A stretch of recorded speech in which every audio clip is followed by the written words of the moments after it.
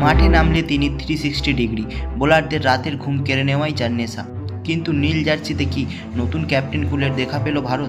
পরিসংখ্যান অন্তত সেটাই বলছে। গৌতম গম্ভীরের কোচিং আর সূর্যকুমার যাদবের নেতৃত্ব, এই জুটিতেই কি বদলে দিয়েছে টিম ইন্ডিয়া টি-20 ভাগ্য? অধিনায়ক হিসেবে সূর্যকুমার যাদবের উইনিং পার্সেন্টেজ এখন প্রায় 80%, যা টপকে গেছে মহেন্দ্র সিং ধোনি কিংবা রোহিত শর্মার মতো কিংবদন্তি অধিনায়কদের। চাপের মুখে সূর্যের মুখে চওড়া হাসি, বোলারদের উপর ভরসা রাখা আর ফিল্ডিং সাজানোর মুশিয়ানা। অধিনায়কত্বের চাপ তার ব্যাটিংয়ে কোনো প্রভাব ফেলেনি, বরং তিনি আরও বিধ্বংসী হয়ে উঠেছেন।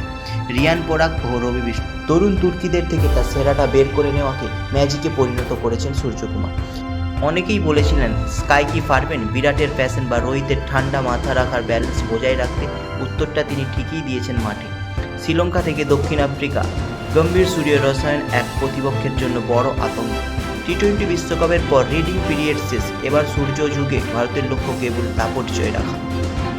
এই জয় উদযাপন করার মতো, কারণ ক্যাপ্টেন সূর্য এখন মধ্যগগনে। সামনে 7ই ফেব্রুয়ারি শুরু হতে যাচ্ছে 2026 টি-20 ওয়ার্ল্ড কাপ। পুরো ভারতবর্ষ তাকিয়ে থাকবে নতুন ক্যাপ্টেন কুল সূর্যকুমার যাদবের দিকে। Good luck captain.